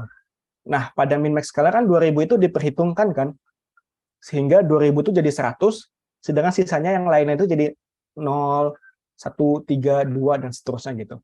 Jadi outlier itu sangat berpengaruh pada min max scalar. Nah, sedangkan kalau standar scalar itu dia menggunakan, saya lupa, median atau min ya. Jadi dia memang menentukan transformasinya itu berdasarkan nilai sentriknya dia gitu. Nah, dan ini juga bisa kita gunakan standar scalar itu untuk menghilangkan outliers gitu ya. Biasanya itu kalau misalkan dia di atas 3 atau di bawah 3 itu sudah dikategorikan sebagai outliers gitu. Jadi memang dia tidak serta-merta range-nya sama, tapi kita bisa bisa kita lihat juga, jadi dia nggak terlalu sensitif terhadap outliers seperti itu. Oke, cukup menjawab ya Kak Unggul ya. Atau masih ada pertanyaan lanjutannya? Oke, sepertinya cukup menjawab. Kemudian ada pertanyaan lagi dari Kak Vida nih. Oke, baik, terima kasih dari Kak Unggul, Mas Arif. Ya. Oke, kemudian dari Kak Vida nih, maaf kalau sudah ditanyakan mengenai penamaan dan jumlah label dari RFM sendiri ketentuannya. Oh, Oke. ini udah ditanyakan tadi. Iya, itu sebenarnya dari segi kebutuhan bisnis ya, kenapa kita bagi jadi 4, terus kenapa satu itu 4 itu big fish dan segala macam, itu sebenarnya penamaan yang disesuaikan dengan kebutuhan bisnis gitu ya. Jadi teman-teman kalau misalkan mau bagi jadi 10, ya nggak masalah gitu. Tapi kalau jadi 10 kan berarti tergantung mau sedetail apa teman-teman mengsegmentasinya gitu. Kalau misalkan ada untuk R aja ada 10, F ada 10, M ada 10, kan berarti berapa tuh? 10 kali 10, 100 kali 10, 1000 gitu. Jadi ada 1000 subsegmen yang harus kita kategorisasi lagi gitu ya. Jadi biasanya kalau yang pernah saya lakukan, di awal itu kita segmentasinya cukup generik dulu. Sedangkan kalau misalnya kita butuh lebih detail lagi, nah dari setiap segmentasi itu kita pakai lagi segmentasi yang mungkin lebih menjurus, lebih banyak dapat hasilnya gitu ya. Jadi ya kalau misalkan kita detail di awal, ya takutnya overwhelm dengan banyaknya segmentasi yang kita dapat gitu. Paling itu sih. Oke. Ya, demikian Kak Vida jawabannya. Oke. Oke, sepertinya sudah cukup oke dari Kak Vida. Kemudian dari Kak Rahdian, kalau pakai robust scalar apakah boleh? Robust scalar saya juga nggak tahu tuh, belum pernah terlalu familiar sih. Robust scalar, apa itu ya?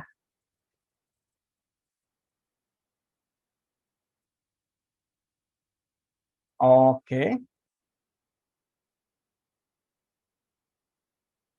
Hampir sama kayak itu ya.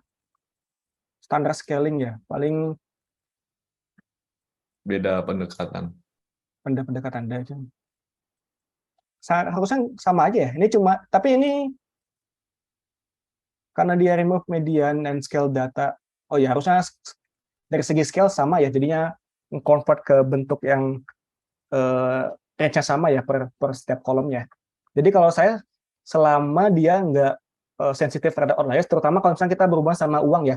Kalau ada variabel yang berhubungan sama uang tuh biasanya bentuknya tuh eksponen ya, distribution-nya gitu. Jadi scalar min max itu nggak terlalu bagus, dan biasanya kalau misalkan kita butuh nge-scaling pun kita biasanya di login dulu ya.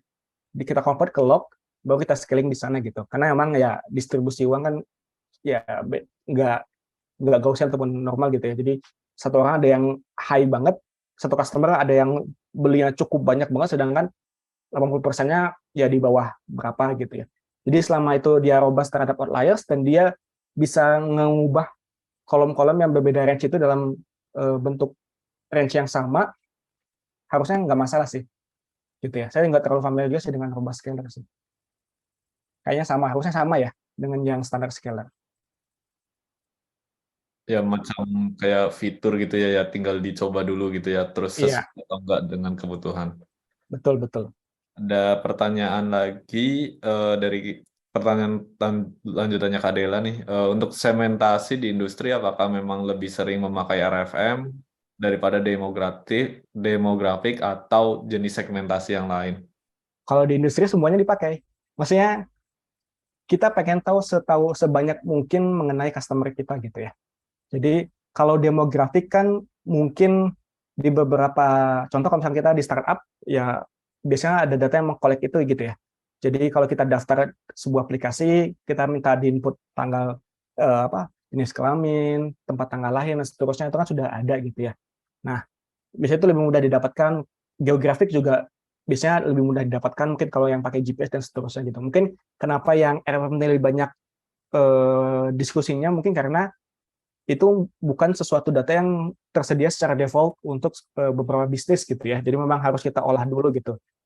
Biasanya untuk yang demografik ataupun geografik itu sudah tersedia tergantung tipe bisnisnya ya. Kalau misalkan bisnisnya memang ya tadi startup yang memang buat aplikasi yang ada record profile data itu biasanya langsung tersedia dan tinggal kita olah aja gitu ya. Seperti itu. Tapi kalau misalkan lebih seringnya nggak ada yang lebih sering, kita biasanya selama itu ada hubungan sama customer dan kita bisa pakai, kita buat semua gitu ya. Jadi di beberapa company sebelumnya saya pun kita coba ada 5 segmentasi berbeda gitu ya. Dan dipakainya pun ya beda-beda gitu. Kadang kita mau pakai campaign di lokasi ini, ya udah kita coba demografiknya seperti apa hanya untuk di lokasi itu gitu ya. Dari segi location, dari segi RF-nya kita training, kita olah hanya untuk di lokasi tersebut gitu. Jadi itu sih. Oke. Betul. Bisnis itu selama kita ingin tahu, objektifnya kita pengen tahu sebanyak mungkin mengenai customer kita, sehingga kita bisa memberikan jenis service yang paling baik untuk customer kita gitu. Itu sih. Paling yang jadi masalah adalah prioritas ya. Jadi kalau misalnya waktu teman-teman limited dan teman-teman pengen ada campaign yang ingin dijalankan dan juga segmentasi nggak ada, paling lebih kepada prioritas nih, segmentasi mana yang didahulukan yang mungkin bisa chance untuk membantu campaign tersebut lebih tinggi gitu ya. Gitu. Jadi kalau misalkan kita masalah priority itu beda lagi juga gitu. Kalau misalkan pertanyaannya apakah kita gunakan semua, tapi kalau misalkan dari segi priority ya tergantung nanti kebutuhan bisnis seperti apa. Gitu ya. Oke. Ini udah 7.30, saya cepat ya. Ki ya. Ya, silakan. Mungkin kita tahan dulu ya. Mohon maaf bagi yang masih aktif bertanya. Terima kasih banget. Tapi kita takut kita nabrak buka bagian. Iya. Oke, silakan dilanjut dulu. Oke. Nah, di sini kita pakai elbow ya. Di sini dari penggunaan yellow brick ini terlihat bahwa optimal clusternya adalah 6 di sini ya. Di sini 5, di sini 7,5, di sini 7 dan di sini 6 gitu. Sehingga kita bisa buat model yang jumlah n-nya itu adalah 6. Oke. Kemudian kita bisa label, kita bisa model fit transform menggunakan data tadi. Oke, mungkin kita bisa langsung ke itu ya. Enggak juga nggak sih. Oke, label kita ada. Oh sorry, bukan fit transform, fit predict. Sehingga kita dapatkan labelnya. Oke, kita bisa masukkan ke dalam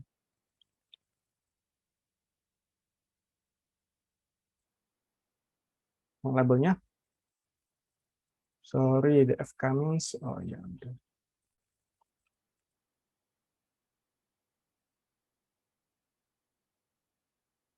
Oke.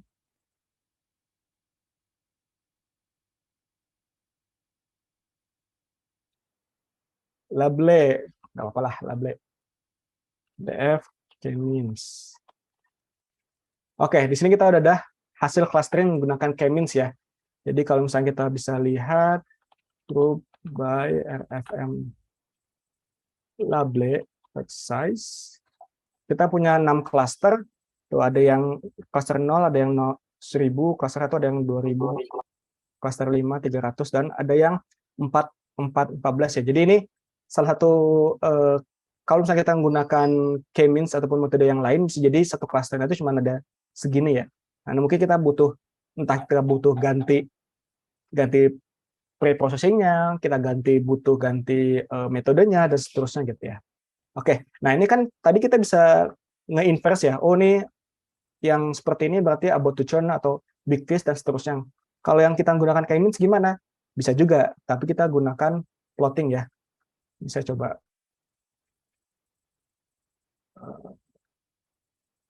Oke. Contoh DF K-means, X-nya adalah RFM label, Y-nya adalah monetary misalkan ya. Saya jalankan. Bukan monetary ya. Oh alah, salah. Ada deh. Monetary scale. Oke. Kita copy. Kita paste. Frekuensi. Kita copy. Kita paste. Lisensi. Oke. Nah, bedanya adalah kita menginterpret cluster nol itu sebenarnya cluster yang tipe customer seperti apa sih? Itu tidak menggunakan kata-kata lagi gitu, tapi menggunakan distribusi datanya. Oke, jadi kalau misalkan untuk cluster nol misalkan ya, oh kalau dari segi monetary kayaknya dia ya cukup rendah gitu ya. Frekuensi juga cukup rendah, tapi mungkin dari lisensinya tinggi gitu ya. Oke, ini karena lisensinya tinggi, berarti dari segi penggunaan apps, dia adalah customer-customer yang sudah lost gitu ya. Jadi lisensinya udah lama banget gitu, udah tinggi. Oke, sedangkan kalau yang cluster 1, monitoringnya rendah, frekuensinya juga rendah. Oh, tapi lisensinya baru gitu ya, cukup median lah istilahnya gitu ya. Oke, berarti median ke bawah ya, minus sampai minus ini. Oke, berarti ini adalah customer yang mungkin new customer, karena dia frekuensinya masih rendah, monitoringnya masih rendah, tapi dari segi lisensi dia baru-baru ini loh menggunakan produk kita. Berarti ini mungkin antara new customer ataupun seasonal customer gitu ya. Terus yang ketiga nih, wah ini monitoringnya tinggi banget dan frekuensinya juga cukup, tapi dari lisensinya juga ya baru-baru ini gitu ya. Oke, ini mungkin adalah big fish-nya karena dari segi monitoringnya cukup tinggi gitu ya. Kalau yang cluster 3 ya ini monitoringnya ya so-so lah, oke. Oke, tapi ini dari segi apa ini? Frekuensi banyak banget ini. Gitu ya. Jadi mungkin ini adalah customer yang dia spendingnya nggak terlalu banyak, tapi dia spendingnya sering gitu ya. Nah, ini adalah customer yang mungkin apa ya? Dan dari segi esensi juga cukup baru gitu ya. Ini customer yang dia mungkin belinya sedikit tapi reguler gitu tiap hari. Terus cluster 4 sama dari segi monitoringnya nggak terlalu kuat, tapi dari segi frekuensi juga ya masih rendah, tapi monitoringnya lisensinya juga cukup itu ya, cukup bawah. Dan yang 5, cluster 5 monitoringnya rendah, frekuensinya rendah, dan juga ya lisensinya juga nggak terlalu bagus-bagus banget gitu.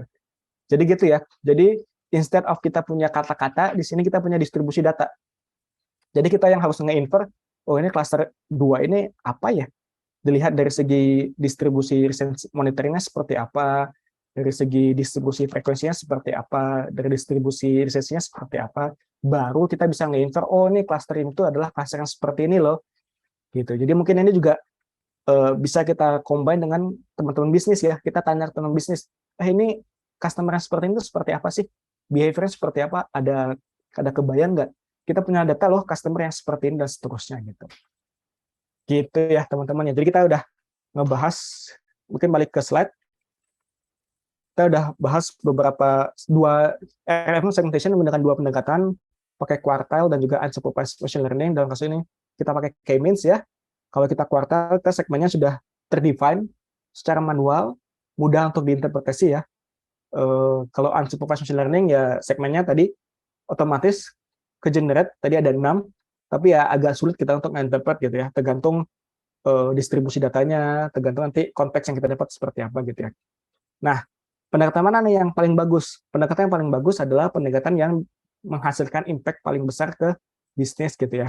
Jadi nggak jarang kita buat 5 model, terus kita coba lihat nih kira-kira yang cocok untuk kebutuhan bisnis seperti apa, yang kadang-kadang mungkin yang paling simple, yang paling works, yang paling robust gitu ya. Jadi dan kadang-kadang kita harus banyak butuh input dari teman-teman bisnis, dari teman-teman yang ada di lapangan, teman-teman marketing dan seterusnya gitu, sehingga contextual knowledge itu ya sumber informasi paling bagus ya dari data kita. Oh, data seperti ini, tapi dari teman yang tahu konteksnya, oh enggak, customer itu tuh sebenarnya dia baru pindahan, jadi baru beli banyak in bulk atau seperti apa gitu.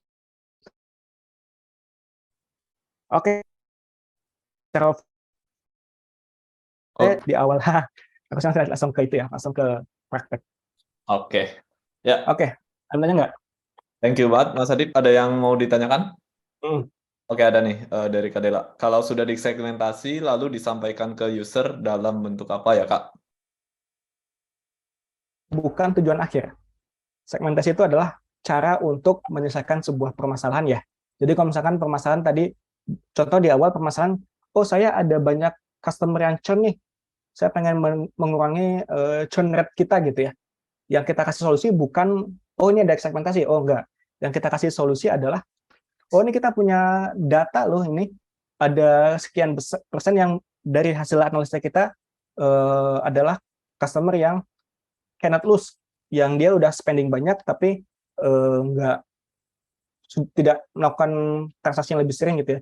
Kenapa nggak kita coba sampling customer ini, terus kita kasih treatment gitu. Jadi kita coba sampling, kasih treatment, misalkan kasih promo apa-apa, biar mereka bisa balik lagi efektif atau enggak gitu. Kalau efektif, kita bisa aplikasikan ke base yang lebih banyak gitu. Jadi sebenarnya user mungkin kalau usernya di bagian technical, kayak misalkan ke CTO atau misalkan ke tim head datanya atau seperti apa, mungkin boleh gitu ya. Tapi kalau misalkan ke teman-teman bisnis, mereka nggak terlalu familiar dengan ini gitu ya, dan juga mereka nggak terlalu peduli.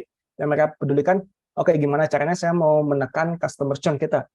Kita bisa kasih, oh saya ada data yang saya analisa yang menunjukkan memprediksi kira-kira ini customer akan churn gitu misalkan. Kenapa nggak kita ambil sekian persentasenya, kita kasih promo, kita kasih campaign, kita lihat CTR untuk ini tuh dibandingkan dengan CTR yang A/B testing lah ya, hasilnya seperti apa. Kalau misalnya oke, kita bisa aplikasikan ke semua base, nanti ada peningkatan revenue. Jadi yang teman-teman bisnis tuh harapkan pembicaraannya, oke, ningkatin bisnis atau enggak, ningkatin customer atau enggak. Jadi kita bawa bahasa kita, konteks kita tuh ke bahasanya mereka. Oh, kalau misalnya kita lakukan ini, nanti akan ada kemungkinan bisnis revenue-nya increase sekian gitu, dengan cost sekian dan seterusnya. Paling itu sih. Oke, jadi kayak kalau kita simpulkan kayak storytelling-nya gimana, storytelling dari hasil segmentasinya gitu ya. Betul. Analisisnya gitu. Impact ke bisnisnya mau seperti apa gitu. Oke, prediksi-prediksinya gitu ya, hipotesis. Iya, betul. Jadi mereka nggak mau tahu, saya dapat akurasi 90%, mereka nggak mau tahu. Yang penting dengan model yang kamu teman-teman punya, impact ke bisnisnya apa? Oh, kita bisa ningkatin revenue loh 2% misalkan. Dari segi simulasi kita bisa ningkatin gitu. Atau oh, cost kita akan turun loh kalau misalnya kita cuma targetin orang-orang yang memang mau ditargetin gitu. Yang chance untuk kalau misalnya kita kasih campaign atau promo diambil, cost kita turun loh, sehingga revenue kita bisa naik dan seterusnya. Itu yang mereka pengen, itu ya, yang pengen mereka dengar gitu. Jadi mereka nggak dengar 90%, 80%, bahkan kadang-kadang kita nggak pakai machine learning pun, pakai rules biasa, SQL biasa, selama itu impact-nya buat mereka, oh ini kayaknya make sense, kita coba, ya itu mereka happy-happy aja gitu. Oke. Ada pertanyaan lagi? Ya untuk recording mungkin kita keep dulu ya, karena harapannya ini eksklusif untuk yang benar-benar hadir di sesi Zoom ini. Tapi kalau materi sudah di-upload ya, jadi bisa refresh dari materi dan beserta bahan hands-on-nya juga sudah di-upload semua oleh Kak Adip. Oke. Ada pertanyaan lagi? Cukup menjawab ya tadi ya Kak Adela ya? Oke. Oke, terima kasih Kak Adela. Ada pertanyaan lagi? Oke, terima kasih dari Kak Adela untuk Kak Adib. Yuk. Oke, karena sepertinya sudah tidak ada pertanyaan lagi, mungkin kita bisa closing ya. Mungkin ada kata penutup dari Kak Adib untuk sesi kali ini. Apa ya? Ya mohon maaf aja kalau udah cukup kepanjangan, dan juga mungkin semoga bermanfaat ya teman-teman ya. Jadi ya nanti di dunia bisnis, kalau misalnya teman-teman masuk sebagai data scientist di dunia bisnis, nggak serta-merta kita mencoba metode-metode yang advance ya. Jadi balik lagi, sebagai seorang data scientist di dunia bisnis, teman-teman di hire untuk nge-solving business problem gitu ya. Jadi ya in some cases business problemnya itu ya nge-develop advanced AI ya, bahkan untuk apa ya, untuk speech recognition, sentiment analysis, text analysis, text mining, dan seterusnya gitu. Tapi saya lihat di Indonesia in most cases ya yang seperti ini gitu ya, kita berhubungan sama customer, kita berhubungan sama bagaimana kita bisa mengimprove revenue bisnis, menekan cost di perusahaan, dan seterusnya gitu ya. Jadi kita harus coba balance ya. Jadi ya mungkin buat teman-teman yang pengen fokus di bagian advance analytics-nya, ya advance algoritmnya boleh, tapi jangan terlalu dilupakan jangan shock gitu ketika di dunia bisnis dan company kita tidak berhubungan sama cutting edge machine learning. Kita harus ya coba mengeksplor bagian-bagian yang seperti ini. Awalnya saya dari yang company yang memang cutting edge, pas masuk ke sini, wah agak bingung juga gitu ya. Tapi kelamaan ya jadi apa? Jadi terbiasa juga, dan ini ada dua sisi di itu ya sebagai seorang data scientist. Itu aja sih kayaknya, Ki. Oke. Ya Dan ada. ini juga Oki dan Langling Academy untuk invite ya. Oke. Ya, terima kasih. Oke. Terkait ini nih, ada satu pertanyaan lagi terkait kompleks ya, mesti tahu teori dan matematik dan statistiknya juga nih. Mana duluan Kak yang perlu dipelajari nih, teori atau langsung coding? Kalau di dunia akademis mungkin kita bisa teori sedikit, terus coding gitu ya. Cuman kalau yang saya lihat sih sebenarnya kalau di dunia bisnis kan kita tidak dalam posisi untuk nge-push the edge of knowledge ya, the edge of AI gitu ya. Jadi kita nggak berada di frontier gitu. Jadi sebenarnya ada banyak referensi. Jadi mungkin saya juga sendiri nggak terlalu banyak familiar, terlalu detail mengenai apa ya, mengenai banyak konsep-konsep statistika. Tapi at least yang kita pakai, kita at least untuk tahap awal mungkin kita tahu, oh untuk clustering kita bisa pakai ini loh. Oh, untuk clustering kita bisa pakai DBScan loh. Oh, kita bisa pakai K-means loh. Meskipun mungkin di internal K-means tuh kita masih di mana gitu K-means-nya gitu ya. Di mana ya DBScan-nya. Yang penting kita dari segi konsep kita tahu bahwa oh ini bisa digunakan untuk ini bisa digunakan untuk ini gitu. Dan ketika kita ada kebutuhan untuk ngedetail, baru kita masuk ke dalam teorinya gitu ya. Jadi kalau untuk yang saya tangkap di kebutuhan bisnis ini, yang penting kita tahu tools mana yang digunakan untuk apa gitu ya. Dan kalau boleh jujur di kebutuhan bisnis, biasanya untuk data-data yang tabular, dua metode cukup sebenarnya, XGBoost sama LGDM ya, LGBM ya. Itu sebenarnya dua metode itu sudah menghasilkan akurasi yang di atas standar, dan paling ya tinggal fine tuning gitu ya. Dan di bisnis, balik lagi, di bisnis kita nggak mencari yang 90% akurat gitu ya, paling cukup akurat enough untuk ada impact ke bisnis. Paling gitu ya. Jadi jangan terlalu pusing dulu ke math sama stats-nya, yang penting teman-teman dapat konsep, oh untuk ini saya bisa gunakan ini loh, oh untuk ini saya bisa gunakan ini loh, dan kita coba di eskalanya, import dan segala macam gitu. Jadi masalah math-nya seperti apa itu nanti ketika teman-teman butuh deep dive ke sana, baru kita coba dalamin ke matematikanya gitu ya. Paling mungkin statistik lebih kepada kayak statistik standar, kayak misalkan kuartil, min, median, dan seterusnya gitu ya. Paling kalau distribusi, kita tahu distribusi normal itu seperti apa bentuknya, eksponensial seperti apa.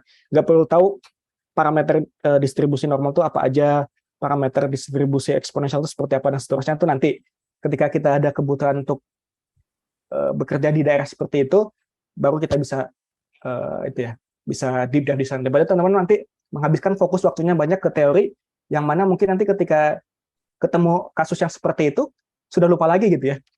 Jadi mending sekarang kita coba go wide dulu, lebar dulu.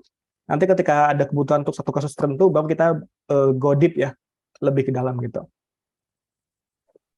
Oke, gitu ya. Untuk Kak Alicia ya. Mungkin bisa kita cukupkan ya, karena mungkin teman-teman udah ada yang bukannya udah 49. Oke, tapi tadi menarik tuh yang cutting edge. Jadi memang yang penting sebenarnya bisa solve aja, yang nggak harus yang terbaru ya Mas Adib ya. Betul. Saya juga pernah tuh dapat quote-nya gitu, dalam artian kita nggak butuh pakai gergaji mesin untuk motong tanaman cabai gitu. Betul. Oke. Ya, terima kasih banget nih untuk Mas Adib, udah ilmunya banyak banget. Teman-teman yang mau di-refresh, codingnya ada, datasetnya juga ada ya Mas Adib ya. Ya. Di itu. Oke. Ya, thank you banget nih Kak Adib udah very insightful, tidak hanya hands on, tadi juga berbagi pengalaman realnya Mas Adib sebagai di dunia industri itu kayak gimana sih. Nah, itu ilmu-ilmunya. Terima kasih banget dari kita sudah berkenan untuk meramaikan, menjadi salah satu pembicara, meluangkan waktunya, menyiapkan materi untuk kita semua di sini. Oke.